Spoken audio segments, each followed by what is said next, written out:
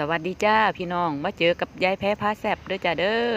มื้อนี้มาต้มบักหอยขมจ้ะหอยจูบบ้านเฮาซื้อมา50 บาทค่ะแช่น้ำไว้2 คืนแล้ว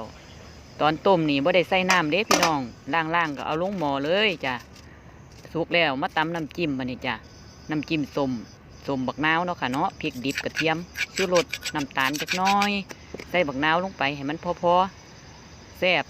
โอ้ย1 กิโลเนี่ยกินผู้เดียวได้พี่น้องข่อย